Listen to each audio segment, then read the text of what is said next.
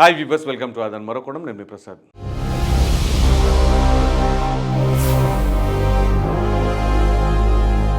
జగన్ అన్న ప్రమాదంలో ఉన్నాడు, ఆయనను కాపాడుకుందాం. ఈ వ్యాఖ్యలు చేసింది ఎవరో కాదండి, సాక్షాత్తు జగన్మోహన్ రెడ్డి గారి భక్తులే. అదేనండి, పొన్నవోలు సుధాకర్ రెడ్డి. జగన్మోహన్ రెడ్డి గారు అధికారంలోకి రాగానే ఆయనని అడిషనల్ అడ్వకేట్ జనరల్గా చేయడం జరిగింది. మరి పొన్నవోలు సుధాకర్ రెడ్డి గారు ఈ విధమైన వ్యాఖ్యలు చేయడానికి గల కారణం ఏమైనా ఉన్నదా అంటే ఖచ్చితంగా ఉండే ఉంటుంది. ఇప్పుడు పొన్నవోలు సుధాకర్ రెడ్డి గారు లండన్ పర్యటనలో ఉన్నారు. సో అక్కడికి వెళ్ళిన తర్వాత కొంతమంది ఎన్ఆర్ఐలతో సమావేశం అయినప్పుడు ఆ సమావేశంలో భాగంగా ఆయన కొంత రోదనతో ఈ వ్యాఖ్యలు చేయడం జరిగింది. సో వ్యాఖ్యలు చేయటం వేరు, అది రోదిస్తూ చెప్పడం వేరు. సో ఆ రోదన వెనకాల ఉన్న కారణాలు ఏంటి అని కనుక మనం అనుకుంటే, జగన్ అన్న ప్రమాదంలో ఉన్నాడు. ప్రమాదం అంటే ఏంటి? మరి ఇప్పటి వరకు లేని ప్రమాదం ఇప్పుడు ఎందుకు పొంచి ఉంది? ఇది ఆలోచించాలి. జాగ్రత్తగా వినండి. ఎందుకంటే ఇది సాదాసీదా వ్యక్తో లేకపోతే పార్టీ అభిమానం చేశాడు అనుకుంటే పెద్దగా పట్టించుకోవాల్సిన అవసరం లేదు, కుట్టిపడేయచ్చు. కానీ అక్కడ చేసింది additional advocate general, legal expert ఆయన. సో అటువంటి ఆయన ఈ వ్యాఖ్య చేశారంటే దీని వెనకాల చాలా బలమైన కారణం ఉండి ఉండాలి. సో అందులో ప్రధానంగా ఏంటి అంటే, జగన్మోహన్ రెడ్డి గారు బెయిల్ పైన ఉన్న సంగతి మనందరికీ తెలిసిందే. మరి ఆ బెయిల్ ఏమైనా సరే క్యాన్సిల్ కాబోతుందా?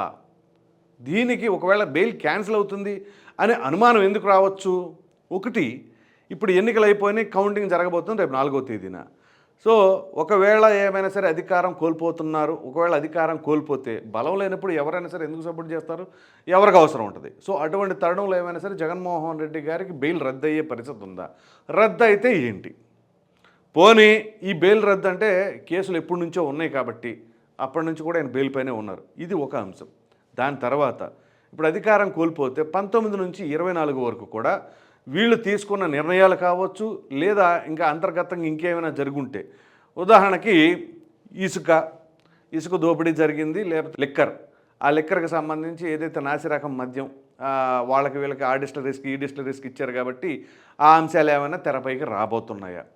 దాంతోపాటుగా ఇంకా అనేక రకాలైన కుంభకోణాలు కూడా జరిగినాయి అని చెప్పేసి ప్రతిపక్షాలు ప్రధానంగా ఈ ప్రభుత్వం పైన అనేక రకాలైన ఆరోపణలు చేస్తూనే ఉన్నాయి. ఇప్పుడు దానికి తగినట్టుగా ఎన్డీఏ కూటమి అంటే కేంద్రంలో ఉన్న బీజేపీ కూడా మరి జగన్మోహన్ రెడ్డి గారి ప్రత్యర్థిగా మారారు. ఇటువంటి తరుణంలో మొన్నటి వరకు కూడా ఎంతో కొంత సాఫ్ట్ కార్నర్తో ఉన్న కేంద్ర ప్రభుత్వం ఇప్పుడు జగన్మోహన్ రెడ్డి గారి పైన యాంటీగా అంటే వ్యతిరేకంగా మారిపోయే అవకాశాలు స్పష్టంగా కనిపిస్తున్నాయి.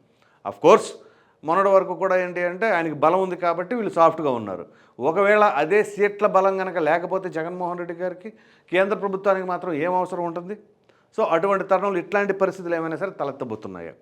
ఇవే కాకుండా ఇక్కడ అడిషనల్ అడ్వకేట్ జనరల్ అంటే ఆయన లీగల్ ఎక్స్పర్ట్ కదా, ఎక్కడ ఏం జరుగుతుంది ఏంటి అనే అంశాలన్నీ కూడా తెలుసు. దీంతో పాటుగా షర్మిల గారు ఇటీవల ఏదైతే పొన్నవోలు సుధాకర్ రెడ్డి గారికి సంబంధించిన వాటిపైన కూడా వ్యాఖ్యలు చేశారు. ఏది రాజశేఖర్ రెడ్డి గారి పేరును కూడా అక్కడ ఛార్జ్షీట్లో ఎంటర్ చేయడానికి పొన్నవోలు సుధాకర్ రెడ్డి గారి ద్వారానే జగన్మోహన్ రెడ్డి గారు చేయించారు అని చెప్పేసి షర్మిల గారే సంచలనమైన వ్యాఖ్యలు చేశారు. సో ఇక్కడ పొన్నవోలు సుధాకర్ రెడ్డి గారు కీలకమైన పాత్ర పోషించింది ఏంటి అంటే రాజశేఖర్ రెడ్డి గారి పేరుని అక్కడ ఎంటర్ చేయటం. సో మరి ఇటువంటి తరుణంలో ఈ అంశాలన్నీ కూడా రేపు తెరపైకి వస్తాయా అంటే ఇదంతా కూడా ఎప్పుడు జరుగుతుంది? రేపు ఎన్నికలలో ఓడిపోతే ఆ పరిస్థితి కనుక తలెత్తితే. సో ఎప్పుడైనా సరే పవర్ ఉండటం వేరు, ఆ పవర్ కోల్పోయిన తర్వాత ఆ పరిస్థితి వేరు. సో ఇప్పుడు అదే పరిస్థితి తలెత్తబోతుందా? అందు గురించే ఈ విధమైన ఇబ్బందులు పడుతున్నారా? ఇంత బాధ, ఇంత వేదన పడుతున్నాడా పొన్నవోలు సుధాకర్ రెడ్డి? ఆయనను మనం కాపాడుకుందాం. ఎలా కాపాడుకుంటారు అంటే, కాపాడుకునే పరిస్థితులు అంటే నిజంగా లీగల్ పరంగా ఏమైనా సరే చేసుకోవచ్చు అవకాశాలు ఉంటే. సో ఏ విధంగా కాపాడుకుంటారు? అయితే దీనికి ఫినిషింగ్ టచ్ ఏమిచ్చారు అంటే, ఖచ్చితంగా మనం గెలుస్తున్నాము, త్వరలో పార్టీ కూడా చేసుకుందాం అన్నారు. సో గెలుస్తున్నాము, పార్టీ చేసుకుందాము అన్నప్పుడు ముందుగా ఆయన ప్రమాదంలో ఉన్నారు అని ఎందుకు చెప్పారు? అంత బాధపడుతూ ఏడుస్తూ చెప్పవలసిన పరిస్థితి ఎందుకు వచ్చింది? సో అక్కడ చెప్పిన వ్యాఖ్యలకి ఆ తర్వాత పార్టీ చేసుకుందాం అనే దానికి ఏమాత్రం కూడా సింక్ అవుతుందా? ససేమిరా కాదు. సో ఒకటి ప్రమాదం అన్నా ఉండాలి, మరో ప్రక్కన గెలుపు అన్న ఆనందంతో అన్నా ఉండాలి. సో ఆ రెండు కలిసి మిక్స్ అవ్వవు. సో ఇప్పటి వరకు కూడా పవర్లో ఉన్నారు కాబట్టి ఆయనకి ఇబ్బంది రాలేదు. సో అదే ప్రమాదం లేకపోతే ఈయన పవర్కి వస్తున్నట్టే కదా. సో ప్రమాదంలో ఉన్నారు అంటే ఖచ్చితంగా పవర్ కోల్పోతున్నట్లుగానే భావించవలసి ఉంటుంది. ఒకవేళ పవర్ కోల్పోతే ఇక్కడ జగన్మోహన్ రెడ్డి గారే కాదు ఇంక చాలామంది పైన కూడా చర్యలు ఉండబోతున్నాయా? ఎందుకంటే 2019 నుంచి 24 వరకు కూడా వైసీపీ అధికారంలోకి వచ్చినప్పటి నుంచి కూడా ప్రతిపక్షాలపైన ఏ విధంగా టార్గెట్ చేశారు? ఒకటా రెండా?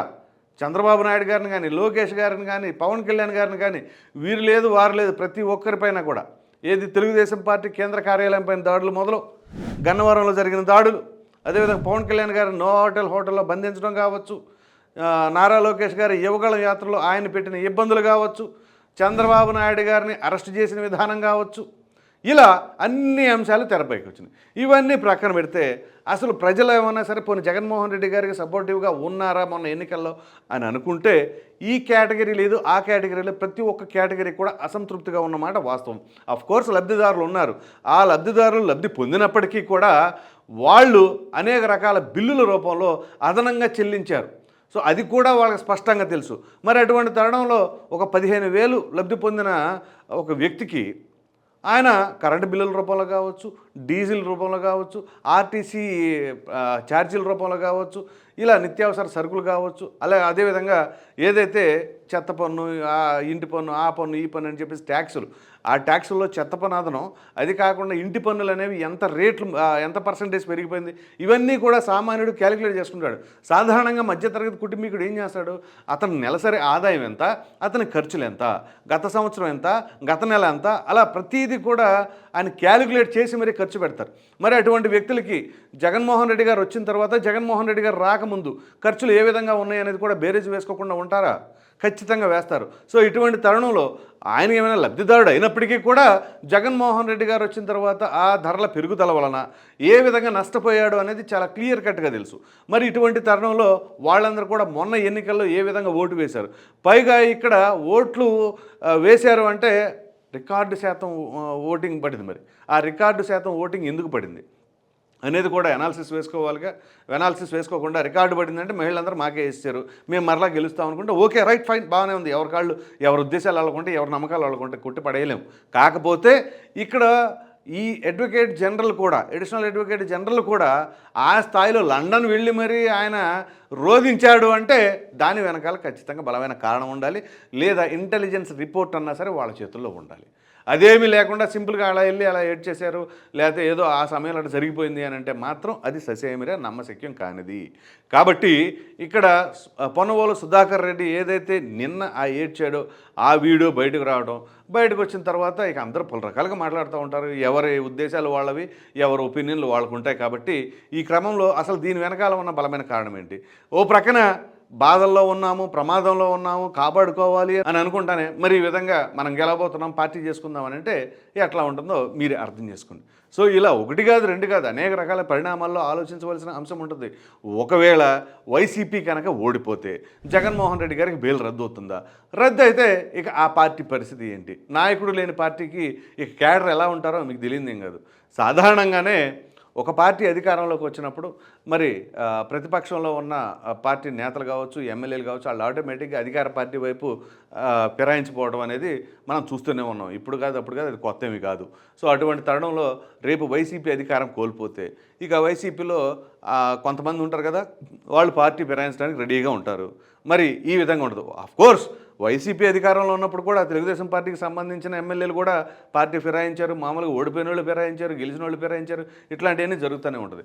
సో ఇప్పుడు అదే బహుశా ఒకవేళ ప్రమాదమేమో, ఇక ఆ పార్టీ మనుగడ కష్టమైపోతుందా అనే భావంలో ఆయన ఏమైనా కొంత ఇబ్బంది పడుతూ చెప్పారో ఏమో. కానీ మొత్తం మీద ఇప్పుడు ఆయన రోధిస్తూ చేసిన వ్యాఖ్యలు అనేది మాత్రం వైరల్ అయిపోయి మీడియా అంతా కూడా చక్కర్లు కొడుతూ ఉంది. మరి చూద్దాం దీనికి సంబంధించి ఎవరైనా సరే వైసీపీలోని నాయకులు, ప్రధాన నాయకులు ఉంటారు కదా, ఉదాహరణకి జగన్మోహన్ రెడ్డి గారు కాకపోయినా సజ్జల రామకృష్ణారెడ్డి గారు, ఆయన ఇమీడియట్గా స్పందిస్తారు. మరి దీనిపైన ఎట్లాంటి రియాక్షన్ ఇస్తారనేది చూద్దాం.